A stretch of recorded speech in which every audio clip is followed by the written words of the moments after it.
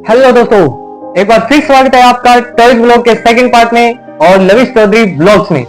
तो आज मैं आपको दिखाने वाला हूं मेरी जान से भी प्यारे मेरे एक्सपेंसिव खिलौनों का कलेक्शन, जो मेरी जान से भी प्यारे थे और बचपन में मैंने जिनके साथ इतने ज्यादा खूबसूरत दिन बिताए कि वो यादें आज भी मेरे दिमाग और दिल में मैंने संभाल कर रखी है। तो आइए चलिए देखते हैं इस एक्सपेंसिव कलेक्शन को। और लास्ट में हम जो मिस्ट्री बॉक्स ओपन करने वाले हैं भाई, उसमें तो मेरे को खुद को भी नहीं पता कि इस मिस्ट्री बॉक्स में क्या होने वाला है। तो वीडियो को एंड तक वॉच जरूर करना और लास्ट में जब अपने इसको ओपन करेंगे, रिवील करेंगे, तब देखना कि इसमें क्या है। तो दोस्तों, सबसे पहले आता है अपना ये सबसे एक्सपेंसिव और सबसे प्यारा खिलौना ऊंट। ये कोई मामूली ऊंट नहीं, ये कोई साधारण ऊंट नहीं है, जिसके पीछे मेरे बचपन की एक छोटी सी फनी कहानी छिपी हुई है। हाँ, मैं आपको इस कहानी को बताने से पहले मैं इस ऊंट को दिखाना चाहता हूँ। तो सबसे पहले आप इसको देखिए।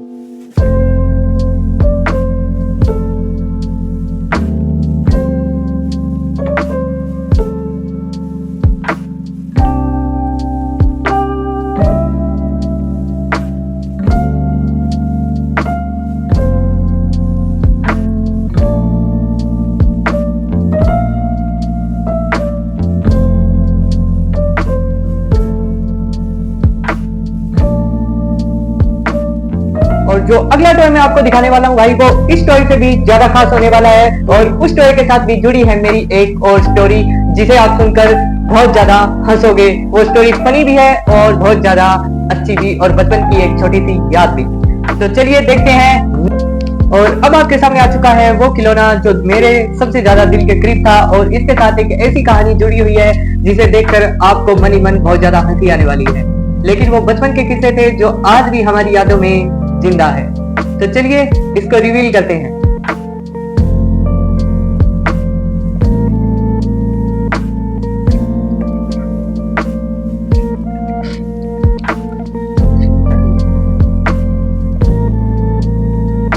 देखिए,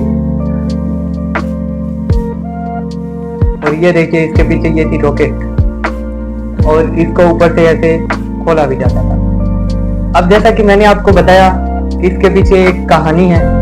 तो वो कहानी ये थी कि मैंने इस बॉक्स के अंदर, जो ये बॉक्स है ये ऐसे खुलता था, तो इस बॉक्स के अंदर वो एक्सप्लोजिव भरा जाता है वैसे तो ब्लास्ट करने के लिए, धूम। तो लेकिन मैंने एक्सप्लोजिव नहीं, इसके अंदर रख दिया था एक एप्पल, और उस एप्पल को रखने के बाद मैंने इसके ढक्को कर दिया था क्लोज, और उसके बाद इसको यहाँ बंद करके और इसे बॉक्स के अंदर डाल के अंदर रख दिया था।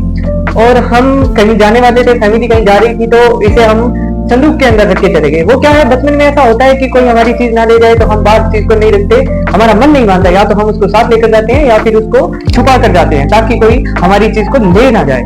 तो इसीलिए मैंने इस रॉकेट के अंदर एप्पल को रख दिया था, और वो एप्पल 10 दिन तक अंदर पड़ा रहा, और उसके बाद में मैं उसे भूल गया कि मैंने तो अंदर एप्पल रखा है। ये बात तो मेरे दिमाग से निकल गई, और इससे बाद में मैंने खेलना बंद कर दिया था। उसके बाद फैमिली वालों ने एक दिन आया कि बहुत ज्यादा बारिश हो रही थी, और उस बारिश के अंदर फ्रूट लेकर आने थे, और मम्मा का व्रत था। अब मेरे दिमाग में उस टाइम ये बात आई कि अभी फ्रूट लेने तो जा नहीं सकते थे, क्योंकि उस टाइम इतनी ज्यादा बारिश हो रही थी कि भाई घर से बाहर निकलना भी मुश्किल था। तो मेरे दिमाग में आया, यार मैंने एप्पल रखा है ट्रक के अंदर। मेरे को झट से याद आ गया उस दिन, और मैंने मम्मा को बोला कि मैंने एप्पल रखा है ट्रक के अंदर, वो संदूक के अंदर है। कैसे कैसे लोग रहते हैं यार यहाँ पर। चलो तुमको पागल कुत्ते का गाड़ी उठा के ले जाएगा, बता रहे हैं हम। आप उसे बाहर निकाल दीजिए। इतनी ज्यादा बारिश हो रही है, घर वाले सोच रहे थे कि नहीं नहीं, ये ट्रक से खेलना चाहता है, इतनी बारिश के अंदर बाहर जाके खेलेगा, इसलिए ये एक्सक्यूज देकर हमसे, मतलब हमें गुमराह करने की कोशिश कर रहा है। लेकिन मैं झूठ नहीं बोल रहा था, मैंने सच में इसके अंदर एप्पल रखा था। इसके अंदर एप्पल रख के मैंने बहुत ज्यादा सही किया था, क्योंकि उस दिन चांद लगाने के बाद घर वालों ने इसको बाहर निकाला, और मैंने बहुत ज्यादा जिद की इसे बाहर निकालने के लिए कि एप्पल है, मेरे को याद है, और उन्होंने बाहर निकाला तो इसके अंदर से भाई एक, वो जैसे एप्पल मैंने रखा था वैसा का वैसा एप्पल इसके अंदर से निकला, और फिर उसको बाद में काट कर सब लोगों ने खाया। देखा आपने लापरवाही का नतीजा है। ये थी कहानी, और इस कहानी में फनी मोमेंट भी था, और बहुत ज्यादा हंसी भी थी, और बहुत ज्यादा मतलब सस्पेंस भी। और घर वाले तो आपको पता ही है कि बचपन में ऐसे हरकतें आप करोगे तो आपको डांट तो ऑब्वियसली पड़ेगी। अगर आपने भी ऐसी कोई कहानी क्रिएट की है बचपन में तो कमेंट बॉक्स में जरूर बताना। नेक्स्ट खिलौने को रिवील करने से पहले मैं आपसे इतना जरूर कहना चाहता हूँ कि आगे वाला जो भी खिलौना है भाई, वो मेरे दिल के बहुत ज्यादा करीब था। और अपना नेक्स्ट टॉय है ये कंस्ट्रक्शन मशीन जेसीबी, जिसे मैं बचपन में असली जेसीबी की तरह मानता था। और अब अपने करते हैं इसकी अनबॉक्सिंग और मैं आपको दिखाता हूँ कि आज भी ये खिलौना वैसा का वैसा पड़ा है।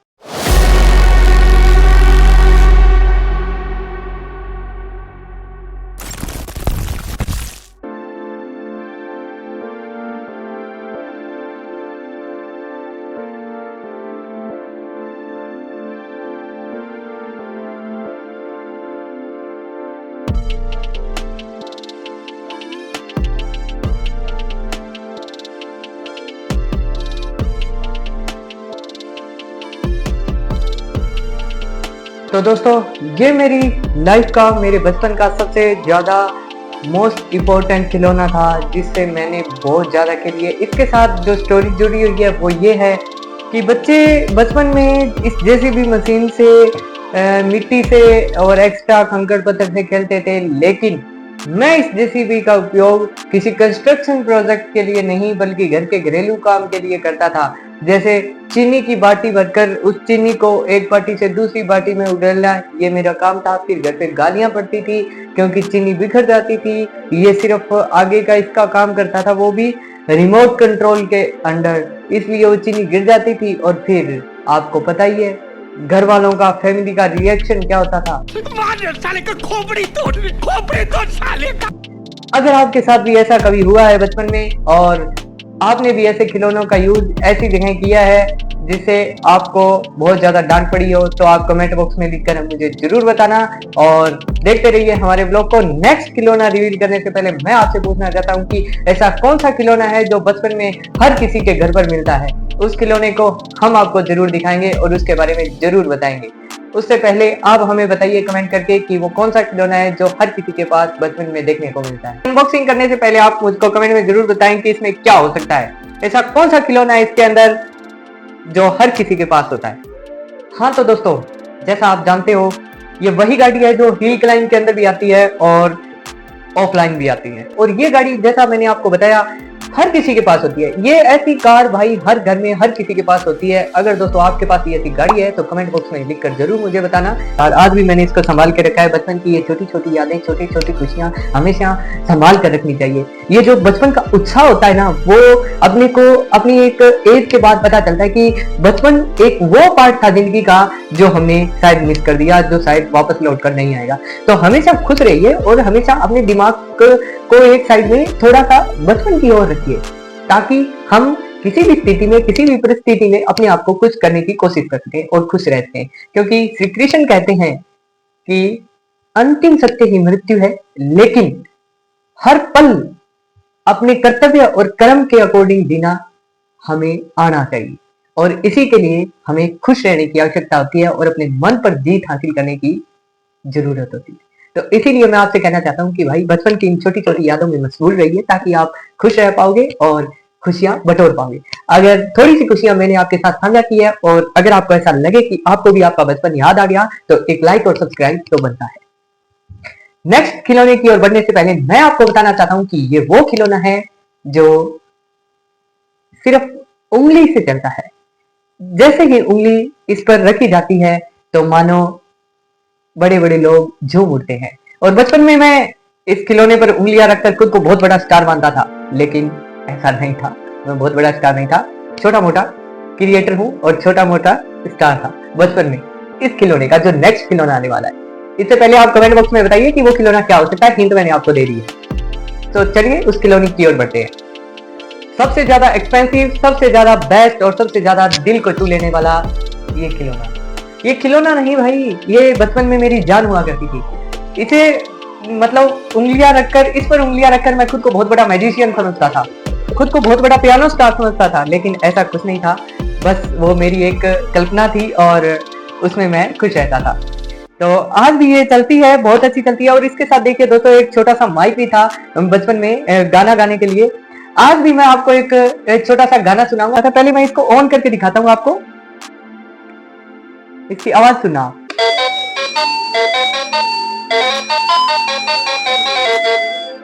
देखिए, अगर आपको ये आवाज धुन अच्छी लगे तो लाइक जरूर कर देना। अभी अपने इसमें माइक ऐड करते हैं और आवाज सुना इस माइक से आप। Hello hello hello hello hello. तो कैसे हैं आप सब लोग? देखिए दोस्तों, इस छोटे से माइक के अंदर से भी आवाज आती है। ये चीजें मैंने संभाल के रखी है, बचपन के ये खिलौने बहुत अच्छे हैं। वैसे इस पियानो के अंदर बहुत सारे फीचर दिए हुए हैं, डिस्को बार काफी सारे, मतलब ये देखिए ऐसे।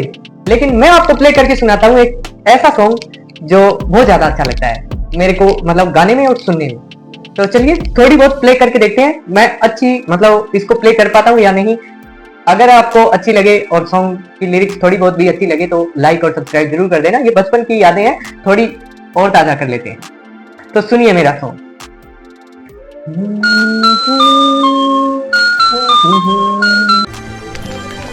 मालिक वो देखो वो देखो। प्यास की पुरवाई में, भीड़ की तन्हाई में तुम हमें याद आते हो। भीड़ की तन्हाई में, प्यास की पुरवाई में तुम हमें याद आते हो।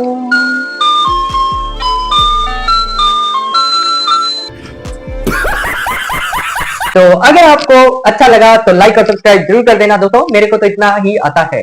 तो चलिए अपने बढ़ते हैं नेक्स्ट टॉय की ओर। और अभी तो भाई मिस्टीरियस बॉक्स की अनबॉक्सिंग बाकी है, तो वीडियो के एंड तक जरूर बने रहना।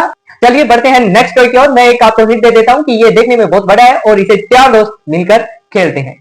बताइए कमेंट में क्या है वो। ये है दोस्तों वो अपना दिल के करीब, और जिसमें बहुत सारी लड़ाइयां होती थी हम दोस्तों के बीच में। कैसा ये आज भी पड़ा है और आज भी इसके साथ बहुत सारी दोस्तों की और बहुत सारी हमारी यादें जुड़ी हुई है। जब इस पर डाइव करता था तो ऐसे लगता था कि मानो हमने बहुत सारा, मतलब जग ही जीत लिया हो।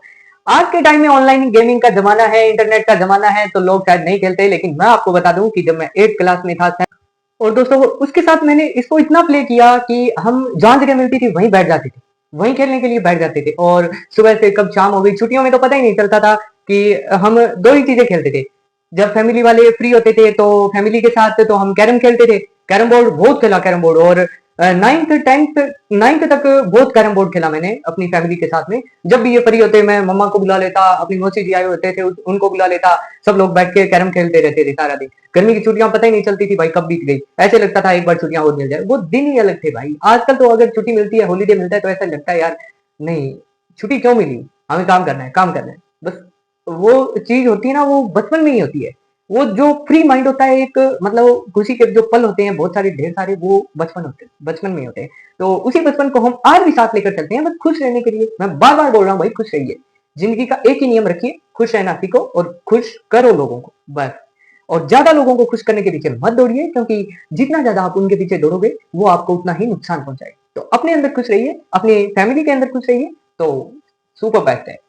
तो चलिए अब अपने सीक्रेट बॉक्स की ओर बढ़ते हैं और उसकी अनबॉक्सिंग करते हैं। तो उसकी अनबॉक्सिंग से पहले अगर आपको कुछ पता है तो आप कमेंट करके बता सकते हैं कि उसमें क्या निकलने वाला है। तो चलो चलते हैं सीक्रेट बॉक्स की ओर। दोस्तों फाइनली वो टाइम आ गया है, मैं इस मिस्टीरियस बॉक्स या सीक्रेट बॉक्स को अनबॉक्स करने या ओपनिंग करने जा रहा हूं, इसको रिवील करने जा रहा हूं। तो इससे पहले कि मैं इसे रिवील करूं, आप सब्सक्राइब के बटन पर क्लिक कर दीजिए और हमारे ऐसे इंटरेस्टिंग ब्लॉग और आने वाले हैं, उनको देखना मत भूलिएगा। तो चलिए इसको रिवील करते हैं। मुझे खुद भी नहीं पता यार इतने सालों से कि इस बॉक्स में आखिर है क्या, लेकिन मुझे थोड़ा सा तो पता है कि इस बॉक्स में है क्या। हाँ फाइनली मैं भूल चुका हूं कि इस बॉक्स में क्या रखा है, लेकिन जो चीज इसमें रखी है उसके बारे में तो ऑब्वियसली मेरे को पता होगा और मैं आपको बताऊंगा। तो चलो देखते हैं क्या निकलता है इसके अंदर। ओ भाई गॉड, ओ माय गॉड, इसमें जो चीज है वो आप देखोगे तो इमोशनल हो जाओगे। तो चलिए देखते हैं क्या है इसके अंदर।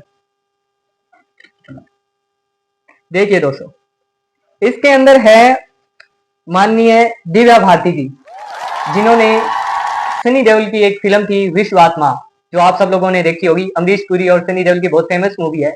उसके अंदर इन्होंने एक बड़े लेवल पे काम किया था। 7 समुंदर पार मैं तेरे पीछे पीछे आ गई, उस गाने में इन्होंने अहम रोल निभाया था। ये वही दिव्या भारती जी है जिन्होंने एक छोटी सी उम्र में अपनी बहुत बड़ी पहचान बनाई थी और बहुत सारे संघर्ष किए थे। 1924 फरवरी 1974 को इनका जन्म होता है मुंबई के अंदर। और 1993 19 साल की उम्र में इनकी डेथ हो जाती है और रंग फिल्म इनकी आखिरी फिल्म थी।